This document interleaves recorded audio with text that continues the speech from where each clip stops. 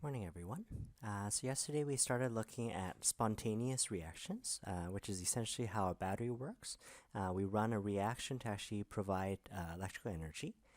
We started off looking at, let's just put everything all in one container here. Let's have those two electrode plates here, and let's put it all in the same container. We found that although we can actually predict, yeah, this is the reaction, yeah, this is the voltage that we're supposed to get, we couldn't actually harness the electrical energy. So what we did instead is, because redox is sort of two halves of a whole, we actually broke it up. Instead of having everything in one beaker, what we did is we actually started setting up, this is referred to as a voltaic cell. A voltaic cell is essentially how a battery works.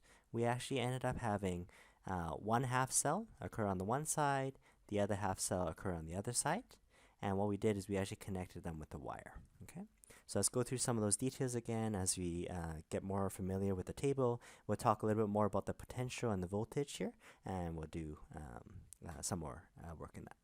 So let's start off here. Let's say I have a voltaic cell here. I'm going to give you this metal plate here is actually silver solid. I'm going to have AgNO3 in solution here. Again, typically if I have a silver electrode plate here, I'd probably have silver ions in solution, just in case the reaction wants to go the other way. We can have on the right hand side here, let's make this a lead solution, so Pb, heavy metal plate here, so this is Pb solid, and let's put down Pb NO3 too. You're going to see nitrates very commonly. If you remember from your solubility chapter, nitrates are always soluble. Okay, I will need the salt bridge here. We'll talk about its significance later on. What I want you to do for this question is I want you to state the spontaneous equation. So state the spontaneous reaction, what actually happens in each of the half cells, and then let's see if we can make observations of each cell. So tell me something like, oh, does the mass of the electrode, did it change? Do I see bubbles? Does the color change? Make observations like that. Okay. How you do these types of questions in this chapter, whenever you're given a system like this, first thing, the two beakers tells me it's voltaic.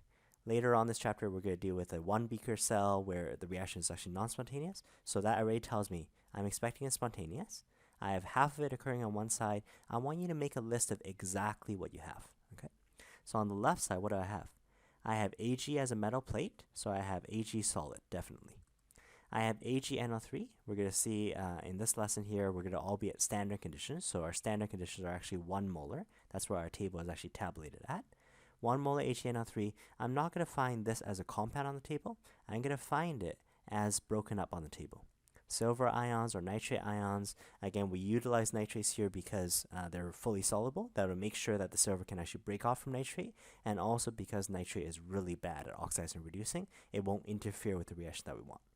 But lo and behold, here we get silver. We have silver ions, Ag plus ions. We do have nitrate. Later on for the type of cell, we will need to worry that we have water as well, but for the time being here, not so much. How do I know I have water? Is because I'm told it's a 1 molar solution. It looks like an aqueous mixture. How about on the other side? On the other side here, I have PbNO3. Again, that would have broken up.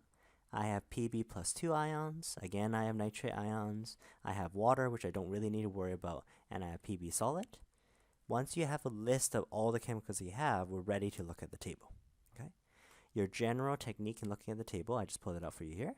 Your general technique, remember these are all written as reductions, so when we read left to right, they're all gaining electrons, so electrons on the left side. The strongest people that reduced, we call them the strongest oxidizing agent, are on the top left. So what I want you to do is I want you to start from the top left and go down. You're looking for any of these chemicals here. The second that you find your first match, so let's do that. Let's go down here. Don't have F2, don't have all these guys here. Right. Oh, I ran into silver plus. I actually do have silver plus. So I find your first match. Because the strongest ones were on the top left, this is the guy that's actually going to do the oxidation. In fact, when you look a little bit lower than it, you keep going down, we do end up finding Pb2 plus. Between the silver plus and the Pb2 plus, who's better at reducing? Well, we had already ordered them. The strongest guys are on top. This one here, silver plus, is actually better at reducing than the Pb plus 2. So what's going to happen is once you find your first match, anything else in solution, say Pb plus 2, I mentioned you didn't need to worry about water, but those ones there are just going to be spectators. They are still going to be present, but they're not actually going to be the ones that participate in actually gaining or losing electrons. So again, your procedure, start from the top left, go down, find your first match. That's only half the equation though. Let me write that equation out. Ag plus and an electron on the table is written as equilibria because it really depends on what's currently in your mixture. Because I know this one here does the reduction, I can just copy right out with a one-way arrow. That becomes silver solid. The voltage that we're going to talk more about today, we're going to use E0 as a symbol. It's the voltage from the battery. This is 0.80 volts. Okay, so one-way arrow. Then what you're going to do is you're going to start from the bottom right. I want to figure out who's the oxidation. Remember, if I'm really good at coming forwards, my partner is not as good at coming backwards. So what we're going to do, the strength of the person that's oxidizing, it's a strong reducing agent. That's the terminology here. These bottom ones here are actually the best at oxidizing. So we're looking on the left-hand side, and we're actually trying to verify, well, who's going to actually do the oxidation. So you go up. Sure, I ended up finding Ag plus already. Doesn't mean I can ignore it. I want to look for all 8 of these chemicals here. I know there's some duplicates here. I want to look for any of these matches here on the right-hand side. As you go up on the right-hand side here, oh, I have silver metal. Can I use this one? Well, sure, I do have silver metal, but this also needs S minus 2. Looking at my container, S minus 2 wasn't in the mix. So even if you don't have the S minus 2, oh, I don't care, I have silver here, I need to skip it. So keep going, keep going, keep going. Lo and behold, we do run into lead. No real surprise, if the lead 2 had trouble coming forwards, that's because the lead was actually better at going in reverse. The silver plus had an easier chance going forwards because the silver metal was actually worse at going the opposite way. So you start from the bottom right and go upwards. Once you find your first match, oxidations have to be read right to left. I'm just going to rewrite that equation. So the lead, again on the table it's equilibrium, but now I know the direction, so one-way arrow, becomes Pb plus 2 and 2 electrons. This voltage that we're going to look at in this lesson here, this voltage here is actually negative 0.13. That's a little bit strange because if I thought batteries were supposed to give positive voltage. More on that in a second here. This is a reduction potential. Right? Remember, this whole table is written as reductions left to right. This number doesn't apply to me going backwards. This applies to my partner in coming to the right. So if Pb2 plus gains 2 electrons, that's going to be a voltage of negative 0.13. Every time I flip it, I want to get an oxidation potential. Oxidation potential is going to be the opposite. Instead of losing the 0.13, the oxidation potential here, we need to reverse the sign. We need to change the sign. If it was negative to begin with, it's now positive. Oh, that feels a little more comfortable. This is a positive voltage. It could very well be a negative voltage, doesn't really matter, but definitely it's the opposite sign of what the reduction potential is. Very similar to our acid-base table, you know how we had listed all the Ka values? It was always listing the acid coming forwards. If you wanted to find the base strength, it was a little bit of work. In this case here, the work is just flipping the sign over. So we actually know what the reaction is. Since I have these two already, these are half equations that are already balanced for you. We can just match up the lowest common multiple. This equation always takes 1 electron, the other always loses 2. 1 and 2 both go into 2. Let's scale this first equation up by 2. Let's leave this equation alone, and therefore it gives me my net equation. I answer part A. 2 silver plus actually reacts with Pb and ends up giving you 2 silver solid and Pb2 plus. And in terms of voltages here, we will talk about, again, we have doubled this equation here. The voltage is unchanged. Voltage is unchanged upon doubling the equation. I alluded to it last day here. Voltage, let me just actually do it right now. So voltage is actually defined as the energy that you give to the charges as they pass by. Currently, I have something like, okay, I have 1 mole of electrons. Every mole of electrons gets 0.80. Joule is actually the unit for energy for that 1 electron. So my voltage is 0.8. Fine, no problem. Now what I do is I actually double the equation. Well, if I run the equation twice, I'd expect the amount of energy that I would deliver to the electrons is now doubled. So when I double it, you're right. The energy here has actually doubled. It's now 1.6 volts. But when you doubled the equation, you also doubled the number of charge carriers. You also made it 2 electrons. So I do have twice the amount of energy, sorry, 1.6 joules, but I have twice the energy carriers. When you work out that ratio is still 0.80 joules for every electron that passes by. And that's why this voltage stays constant no matter how you scale it up. Now the battery is made out of these two half reactions. This half reaction first gains 0.80 volts. The other half reaction gains 0.13. What is the total voltage of the battery? We're going to call this E cell. So this is the total voltage of the battery. And that essentially is going to be, well, I got 0.80 for the first part from the reduction. I get an additional 0.13 from the oxidation. So therefore the total voltage, when it's a fresh battery, it's 0.93 volts. Okay, so you end up adding those voltages. Sometimes what the textbooks do is they say, oh, it's going to be the reduction potential minus the oxidation potential. They've just sort of, they know that you need to flip the sign, so that's just like minus of a negative here. I generally ignore that. So I just basically figure out what the reduction is, figure out what the oxidation is, and this is always just plus. Okay, so that's the overall voltage of the battery. Evidently, as I start losing chemicals, as the battery starts running, it'll eventually drop from 0.93 volts down to 0. Okay, so back to our question here. I've answered the problem.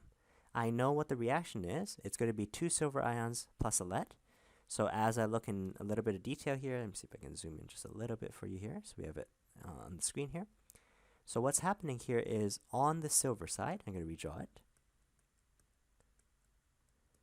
On the silver side, it was actually just the Ag plus that reacts. I couldn't care less about the nitrate. I couldn't care less about the water. The Ag plus actually gains electrons and becomes silver solid. So the Ag plus swims up close to the metal plate. This metal plate here could have been made out of anything. Later on, we're going to put in inert plates here that completely don't react. But silver is going to gain electrons that arrive here, and they actually solidify out as silver solid. So can you tell me what happens to the mass of this electrode? Well, because I'm actually gaining solid chunks of silver here, this mass here is actually going to increase. This is also the reduction reaction. If you say to yourself again, NOx cared, remember the cathode is where the reduction occurs. So this metal plate, even though the silver didn't actually do anything, it's the location where silver actually gained its electrons. This one here is called the cathode. So you can actually say, in this case, not just silver is my cathode. I can then say the mass of this cathode actually increases because silver is actually plating out on the surface. Now, where did it suddenly get all these electrons? Well, the electrons had to have come from the anode side, the oxidation side. The anode side here happened in a totally different beaker. So on the other beaker here, we had a lead solid plate, and I had lead ion solutions. We had said here what's happening on the other side between the lead and the silver, who's better oxidizing? Lead was lower on the right, lead is better oxidizing. So lead, upon its reaction, lead jumps into solution, lead creates new Pb plus 2. Note that that Pb plus 2 has nothing to do with the Pb that was already there. So lead, upon jumping off into solution as Pb2 plus, it actually drops off its electrons. So here's an important note here. Electrons never enter solution. So the electrons are being dropped off by the lead, but they just sort of deposit on this metal plate. Well, we need to go from the side that sort of is losing electrons. These electrons have to arrive on the other side. What we're going to do is we're going to hook up an external wire. As the electrons build up on this side here, all that negative doesn't want to stick together. Electrons will always flow from anode to cathode. Anode here is the site of oxidation. It's where the lead is actually oxidizing. This one here is the anode. And we can actually conclude here, the mass of the anode, sometimes it's unchanged, but in this case, because the lead plate itself physically jumps into solution, I take solid and I convert it over to become aqueous. I end up losing solid chunks. The mass of solid actually decreases. So you see, you never need to memorize what are the observations at each electrode, but you just, once you decide, you found the reduction, you found the oxidation, you just read what's on the product side here. So a couple other notes here as we just finish off this cell. We see that electrons, they never enter solution. The electrons always flow anode to cathode. So if you're having trouble identifying who's anode and who's cathode, if we know electrons are building up here and they're going there, then that must mean the right-hand side here is an anode. because electrons are flowing in one direction, that actually generates a current for me. I can stick in my light bulb, I can stick in my MP3 player, whatever you want here. That's actually where you're actually tapering electrical energy. So this is where your device uses the electrical energy. So the reaction was the very same reaction that would have occurred even if they were in the same container. In the same container, I have no way of actually stealing and actually using that energy. Now, because I have electrons that are forced to actually travel through a wire, I actually have the ability to actually utilize that electrical energy. Now, there was one sort of side note here. If you did this, right, in a lab here, you'd find that there's actually no electron flow. What's the problem? Well, I'm proposing that the lead is constantly jumping into solution. It's constantly making extra positive. This side right now is at risk of becoming extra positive. How about the other side?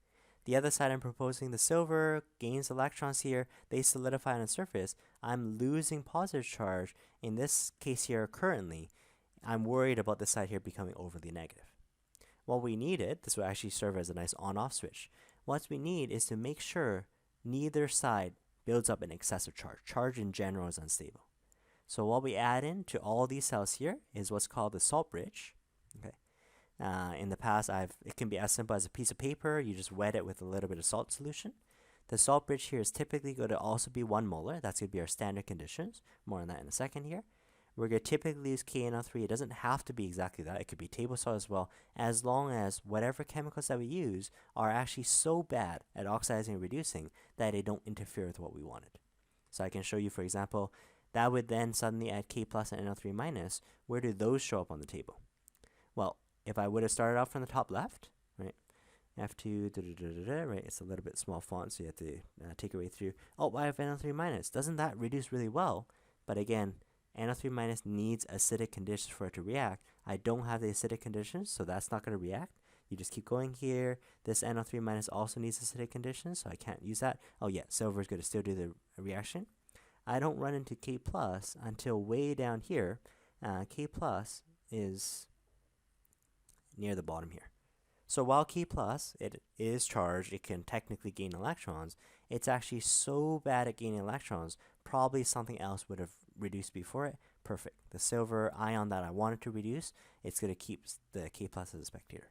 So when I choose this salt here, I do want it to be a charge carrier, but I wanted to make sure that it is so bad at reacting that it actually doesn't interfere with my reaction. I don't think I see NO3 minus anywhere. It's not an exhaustive list. I know it's a really small font already, but basically it's going to be so far down the table on the left side, so far up the table on the right side, that probably something else has oxidized before it. Its job, however, then, we have K plus and NO3 minus. That also is a nitrate salt. The side that was at risk of becoming overly positive, what I'm going to do is I'm going to send in my anions that way. Anions go towards anode. These ones here are ions in solution. Ions can travel through the salt bridge. They're going to want to come over here and actually neutralize this side here becoming overly positive. What about this side here? Oh, I'm losing Ag+. I'm sort of losing positive charge. I'm going to send in my cations going that way. The cations aren't going to do anything. They're just going to swim around in solution. But as the silver wants to sort of reduce and solidify on the surface, at least the K plus will take its place so that this side here doesn't become overly negative. So let me just write that out in words for you so you have it. For these voltaic cells, we need a salt bridge. Sometimes it's a U-shaped container. You fill it up with a solution with salt. Need a salt bridge to maintain electrical neutrality. Keep in mind, charges are unstable. Neutrality. Okay. And what's going to happen here is we have a generalization.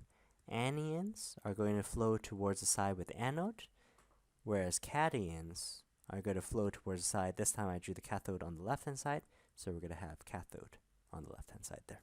Okay. These ones here, the anions and cations, they are definitely in solution.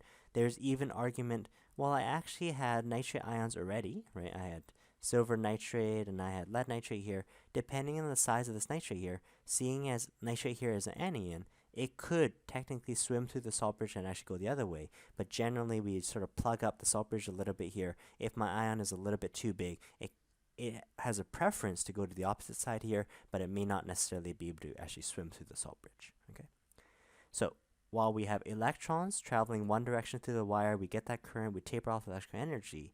The ions themselves, these ones are the ones that travel in solution. Okay?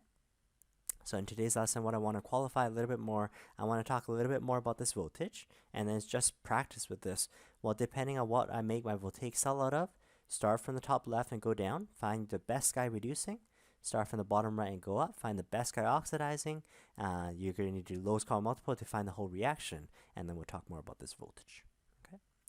For these voltages here, you notice that in words, they are referred to as standard reduction potentials. Okay. They happen to be at standard state. Because I'm making comparisons with so many different chemicals, I want to make sure everything is on a level playing field. I want to make sure to have a fair comparison. I don't want one battery to suddenly be 10 molar and the other one be 1 molar. That's unfair. So what I'm going to do is I'm going to set standard state. Usually for standard, they just use this little not symbol. That standard symbol here tells you you're at standard conditions. What are some standard conditions? For all these things that are in solution, we're going to choose 1 molar to be standard. We're going to choose 25 degrees to be standard, and that way I can make a fair comparison. Okay, so I just want to write this out a little bit more for you here. In looking at these standard reduction potentials, right, sorry, I got lost there. So let's just take a look.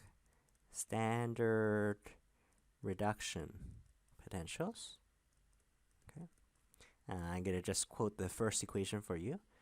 So we have F2 and 2 electrons. Again, on the table, they're written as equilibria. This is 2F minus. The standard reduction potential is this E0 symbol, and that's given as a positive 2.87 volts. So, again, standard is given by this not symbol. Standard conditions implies 1 molar solutions when your battery is fresh, 25 degrees Celsius. It even includes things, for the longest time, it was 1 atmosphere of pressure. Nowadays, it's 1 bar of pressure. Basically, you're setting the conditions so that I can make a fair comparison between these ones here. They are written as a reduction. Reductions are read left to right. So this voltage here is talking about how good, whenever F2 actually comes forward, it actually has a positive of 2.87. It gains 2.87 volts. Now, because this one here is very, very far up the table, this is a very big standard reduction potential. That word potential just means voltage. That's the, as we mentioned earlier, it's the kick from the battery. Okay, it's the amount of energy that charge carriers can actually have. Okay. As I compare this F2 reaction here, let's compare it to the really bottom reaction. So I have Li and an electron. Again, on the table is written as an equilibrium. Still a standard reduction potential. Because we're so far down the table, the lithium plus here is actually not as good at coming forward. That's why the E0 value is actually quoted at negative 0.304. Now, what good is a battery if it actually sucks away voltage? It actually needs voltage to run. We'll actually do this more so in electrolytic cells later on. We definitely know lithium is not really good at going in reverse. In fact, lithium metal is actually much better at oxidizing. That would actually be a positive. What I want to indicate to you is not only are these at standard conditions to play fair, these voltages are actually relative to a standard cell.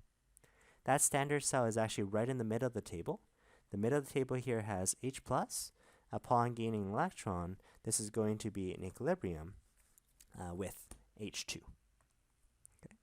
So just for some balancing here, you might find throughout the table there's these pesky little, sometimes there's fractional coefficients. Just copy it out exactly as is. I have 2H+ gaining these 2 electrons giving me H2. I notice that for that reaction, that actually gives me a voltage of 0. In fact, if you really did these half cells here, there should never be one that gives 0 volts.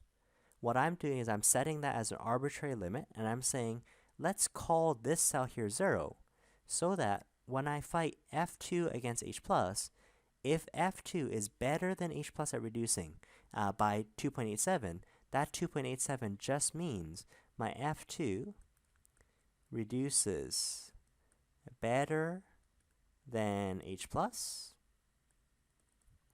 by 2.87 volts, positive. Okay. And now we start seeing, well, what about these negatives here? Batteries shouldn't provide negative voltage. It actually isn't negative. That negative just means lower than hydrogen. So what about lithium? Li plus actually reduces worse than H plus by a positive 3.04 volts, that's what it means to be negative. Okay, so it's actually not a battery that's somehow eating away voltage or something like that. It's just all relative to hydrogen. I actually want to draw this standard hydrogen cell for you, the one that I decided to hook up. This is called the standard hydrogen electrode. This is your reference. I could have chosen anything as my reference. This is usually shorthanded the SHE. Okay, so this is your reference electrode. This is the one that I'm going to call 0. And basically it involves, in my half cell, we actually have H plus ions, so we're definitely going to be acidic. The problem with this half cell here is it has hydrogen on the other side here. It's just H2 gas on the other side here. Because it has H2 gas, I cannot get a chunk of H2 gas. It's not a solid. So what we usually do here is for the electrode, we usually throw in what's referred to as an inert electrode. That word inert just means unreactive. The only inert electrodes that we're going to play with here are platinum and carbon. These two solids are so unreactive that they pretty much just sit there. They are still conductive though. They can still carry a current temporarily. And what I'm going to do is for the other side, either the H plus is gaining electrons and generating hydrogen, or I'm bubbling hydrogen and it's bubbled into H plus solution. Usually there's going to be some sort of cylinder, some sort of contraption. That way I can pump in hydrogen gas, right? H2 as a gas. And basically what's going to happen is the H2, let's say the oxidation, the H2, as it becomes H plus, it drops off electrons. The H2 that I bubble in is going to jump into solution. It's going to create new H plus, but it is going to drop off its electrons here. That is still the site of, the way I suggested it, the site of oxidation, even though the platinum physically didn't do anything. The platinum is just the surface where the electrons were dropped off by hydrogen. Because that was the site of oxidation, it's still referred to as the cathode. And as all batteries here, we need both sides of the half cell. I can't just have one guy willing to oxidize, no one willing to reduce. In this case here, if, let's say, hydrogen is a site of oxidation, that means someone else reduces before it. So let's say I did hydrogen as the oxidation. Let's do the F2 cell. Same problem. Fluorine here is a gas at room temperature. So when I do the fluorine reaction, as I compare it to the standard hydrogen cell, I cannot have a solid chunk of fluorine. Fluorine doesn't form a solid. Maybe I make this out of carbon. Why carbon? Carbon is just inert. So that as I bubble in fluorine, right, as I just sort of piece in a little bit of F2 gas, between fluorine and H plus, who's better at reducing? Well, the higher on the left. Fluorine is better at gaining electrons, and as it gains electrons, it ends up becoming F minus. So fluorine is going to pick up the electrons that arrive here. The electrons were dropped off here. That's why we still need an external wire connecting anode and cathode. And what's going to happen here is the fluorine needs to end up picking up those electrons. So the electrons that build up on the hydrogen side here, the electrons flow anode to cathode. Right? Anode to cathode. I can still call my carbon electrode the cathode. As the electrons arrive here, the fluorines grab those electrons and they jump into solution, becoming F minus. Again, all I really care here is having a voltage. That voltmeter here would then say that, well, one is 2.87 and one is 0 volts. That voltmeter would then say 2.87 volts. Okay. I still need that salt bridge. I don't want either side becoming overly positive or overly negative, so I add in that salt bridge just to maintain electrical neutrality. So let me just summarize for you here. For a battery, I always need both half cells. Technically, it's weird. How come they can just give me a half equation and suddenly give me voltage? It's because all half cells are in reference to hydrogen. All half cells are referenced with hydrogen. So when I did this earlier cell with silver and lead, how come I didn't need to compare to hydrogen? Well, it already did. Silver was compared to hydrogen, lead was compared to hydrogen, so therefore I can compare silver directly with the lead solution. What if we have the negative voltage? Well, what does that mean? Well, again, relative to hydrogen, so here's my SHE again. My standard hydrogen cell here, an inert electrode. We bubble in some hydrogen. I have H plus in solution, so I potentially could have this reaction go either way. For the other reaction, I have, this one here is okay. I have lithium solid. Lithium is a metal, no problem. Although lithium is explosive in water, I want to be careful when I do this here. So lithium, and I have Li plus. It turns out between where lithium plus is and where H plus is actually better at reducing than lithium is. So what's going to happen in this second cell here is the H plus is actually going to pick up electrons that arrive here, and they're actually, upon gaining electrons, they're going to bubble out as hydrogen gas. Where did those electrons come from? Those electrons, you see that instead of the electrons going from the hydrogen cell to another cell, this time electrons are actually arriving in its cell. Hydrogen, this H plus is actually better at reducing. 2H plus gains 2 electrons and becoming H2. On the other side, what actually happens, we flip it around. Let's let lithium, between lithium and hydrogen, who wants to oxidize? Lithium is way better at oxidizing than H2. So let's let the lithium oxidize. The lithium jumps into solution, forms new lithium plus, drops off its electrons, and it's those electrons that travel towards the H plus. And that's why I can say the Li, upon becoming Li plus and an electron, on the table, this was written as a reduction potential. Lithium plus going to lithium is actually minus 3.04, but if I do this reaction in reverse, I need to flip the sign. My oxidation potential, if I do that reaction in reverse, I actually do the negative of negative 3.04, and therefore I get positive 3.04 volts. Okay. So just sort of summarize here, on the table we have positive voltage, we have negative voltages. They are all with reference to the standard hydrogen cell. The standard hydrogen cell here uses an inert electrode because we can't have a solid chunk of hydrogen there. We do need both sides to actually run a full cell, but usually what we do is we just link maybe a fluoride cell and a lithium cell. Because our table is already with reference to hydrogen, I can then compare these two cells here, start from the top left and go down, find the best guy reducing, start from the bottom right and go up, find the best guy oxidizing to make your observations. Okay. So let me just give you one more question for you to practice here. A little bit more challenging, but really it does end up just as a little bit of work just looking at the table. Okay. So we'll end off with this one here. I'm going to give you a cell. I'm going to give you something called standard cell notation. Sometimes it's a little bit tedious having to draw the beakers, although I will draw it out at the end. But standard cell notation, what it does is it does separate the two half cells. We're going to use a double line. The double line here indicates the salt bridge.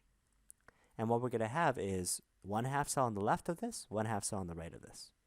What I'm going to tell you this time is my standard half cell, we're going to have a platinum electrode, like the hydrogen electrode there.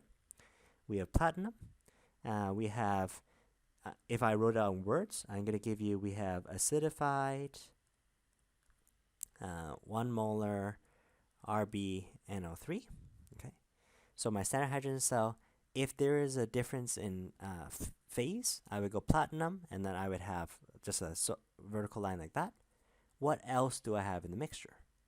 Well, I do have water. I'm not going to worry too much about it for these types of cells. It is acidified. Acidified means I have H+. What else do I have? I have some rubidium. What else do I have? I have some nitrates. All of that is in one beaker. On the other side, I'm going to mix and match it here with, again in words, I'm going to say 1 molar nickel bromide. They might just say aqueous, just to imply that there's water there. Again, unfortunately, none of these are actually solid plates, so I'm going to need a solid plate. Let's make this one here out of carbon so we can actually distinguish it. And then I'm just going to hint at what else do I have? Well, I have nickel ions, +2. I have bromide ions. This is not acidified, so I don't have H+, and I have water. Okay. Notice what I've done here is I told you the container has nickel bromide, but I've already broken them up. I don't have nickel bromide as a compound. I don't have nickel solid. This is actually just Ni+2 and Br-. Okay. So this is what's referred to as standard cell notation. Instead of actually drawing out the beakers, I just list, here's one side and here's the other side. Your first step is always make a state of like every chemical that I might need to look for on the table. And then what you're going to do, start from the top left, go down, find your first match. Start from bottom right and go up, find your first match. Okay. So there's my list. Okay. I'm going to start from the top left. This is always your procedure. Start from top left. This is looking at the guys that will reduce, and you want to end up looking for your matches. Okay. I'm not going to bother looking for platinum and carbon because I already told you those are inert. Those ones there don't react. And for this first type of cell that we talk about here, nitrates are actually really bad at reacting, so I don't usually have that reaction. Although in this question here, let's just take a look at what we get. So I'm looking down F2, H2O2, right? I'm looking for my match here. I end up seeing, oh, I have a Br2. Do I have Br2? Sure, I have bromide. I have Br minus. I don't have Br2. So nope, I don't have that one. Keep going. Oh, I do run into nitrate this time. Normally nitrate here is in the salt bridge here. It's so unreactive. This time, nitrate, we were told that it's acidified. Great. I have NO3 minus and I have H plus. This is going to be my first match. So that one there is going to win out over my other acidified nitrate equation. It's going to win out over, when do I find rubidium? Rubidium Rb plus is actually way down here. Because I started from my top left and went down, you found your first match. All the other guys are going to be spectators. All these other guys, when they try to react, they're not going to be able to reduce as good as the nitrate. So let me just copy that equation out. So I have NO3 minus and 4H plus and 3 electrons. The half equation is balanced, fortunately. On the table, it's written as an equilibrium. Because I found on the left side, it's going to be a one-way arrow in ending up forming NO. It's important that it's a gas this time. And then it's going to produce 2 water. That all happens at a standard reduction potential of positive 0.96. You'll notice the other acidified nitrate equation here happens at a little bit lower than it. This one here is more favorable. Okay, there's my reduction reaction. Then what you're going to do is you're going to start from the bottom right and go upwards. Again, you had your list. You just want to make a note of what we get. So you start from the bottom right here. Let's see what we have. So lithium, right. Oh, do I have nickel? Well, I have nickel ion. I have nickel 2 plus. I don't have nickel solid, so skip it. Keep going. Right. Oh, this water, right? Water is actually used for balancing a lot of these. Well, if I don't have the other chemical here, I can't use it. You just keep going here. Okay. And then what do you end up finding for this reaction here? Okay. So we actually do run into the water equation. Usually for a voltaic cell here, usually something else would have actually reacted before water does. But in this case here, sure, water is the equation. This is the best guy that actually oxidizes. I'm going to rewrite it right to left. So water, I'm going to do one-way arrow. It ends up forming half an O2 as a gas plus 2H plus. There's a strange 10 to the negative 7 molar. And then you have 2 electrons. The standard reduction potential, the oxygen in coming forwards is actually positive 0.82. You can undo that by flipping the sign. That one, that half cell is actually worse than hydrogen, negative 0.82 volts. Okay. So let's do the balancing part first. Well, I have the 2 half equations. What do 2 and 3 both go into? They both go into 6. Let's scale this equation up by 2. Let's scale this equation up by 3. That's set up so that the electrons end up canceling out. The overall equation is 2 nitrate reacts with 8H plus, reacts 3 water, ends up becoming 2 NO as a gas. 2 times 2 makes 4. 3 times half, right? I'm dealing with a pesky half there. That just makes sure your mole ratios end up working out. So 3 halves oxygen, 3 times 2 with H plus, that gives you 6H plus, 10 to the minus 7 molar. Okay, so I've calculated it. They might ask you, can you calculate the E cell? If this were a battery, how much voltage would this give you when it's a fresh battery? Because I know the voltage is relative to hydrogen, this is 0.96 better, this is 0.82 worse. 0.96 minus 0.82 gives you an E cell of 0.14 volts. We should find that the overall battery here is positive for a spontaneous reaction. We will always have that on the table if your reduction reaction happens higher than your oxidation reaction. Over the next couple of classes, what we're going to do is we're going to find, by the time you end up finding your matches, these two have actually swapped places. Because they swapped places, this could be non-spontaneous. Okay. Let me just draw it a cell for you, and we'll end off with that. So on the one side, right, we have 2 containers. We had our salt bridge in the middle. I'm assuming it's made out of 1 molar KNO3. There's your salt bridge. We had 2 inert electrodes. So I have a platinum electrode. I have a carbon electrode. We had our acidified RbNO3 solution. We found out on this side here, what ends up reacting is actually the NO3 minus. This part you don't need to memorize. You just look at the equation. The NO3 minus runs into an H plus, right, 4 of them. They want to gain electrons. Electrons will arrive at the platinum. As they solidify, they end up producing NO as a gas. Whenever you produce gas underwater, you're actually going to see bubbles. We're going to see bubbles of NO. So that's an observation you can make on the platinum electrode. How about on the other side here? Well, where did these electrons come from? The electrons had to have flown through a wire from the carbon side. From the carbon side, the carbon didn't do anything. It was just the location where the oxidation happened. In fact, even though we had nickel ions, bromide ions, none of those guys there reacted. We actually end up having the water react first. The water swims up close to the carbon. It ends up depositing some oxygen, again a gas. So we actually see bubbles of oxygen gas form. So we get bubbles of O2 gas. Okay, and it ends up creating H+. Normally, if the solution here ended up, as it drops off its electrons and produces H+, normally I would say, oh, then this solution, stick a pH probe in there, it's actually getting more acidic, but they're actually qualifying for you here. Do you recognize this 10 to the negative 7 number? Right. Back when we did the self-ionization of water equation here, water here has the capacity to break up to become H+ and OH-. The Kw was 1 times 10 to the negative 14. If we were neutral, neutral meant x of H+, x of OH-. If x times x is equal to 10 to the negative 14, we actually find that this 10 to the negative 7 molar is actually an implication, oh, that actually is just neutral. So even though we are creating H+, were it not for this 10 to the negative 7, I can also make the note, this side here is actually getting more acidic, the pH is decreasing, but because they're quoting, no, it's only producing the same amount of H+ as water would normally, the overall solution just stays neutral, that's all we get. Some other things we can label here is the site of oxidation, the site of where the electrons are dropped off is the anode.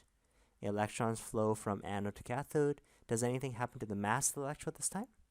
Well, no. Carbon and platinum were just temporary surfaces where the electron were dropped off and picked up. So this time, no change of mass. Okay. So hopefully you can practice through a few more voltaic cells sort of questions. Really, it is this basic procedure. State everything you have exactly as it is. Start from the top left, go down, find your first match. Start from the bottom right, go up, find your first match. Those are your reactions, and then we can look at the product side to figure out what we actually see. Okay. Let me know if you have any problems. Thanks, guys.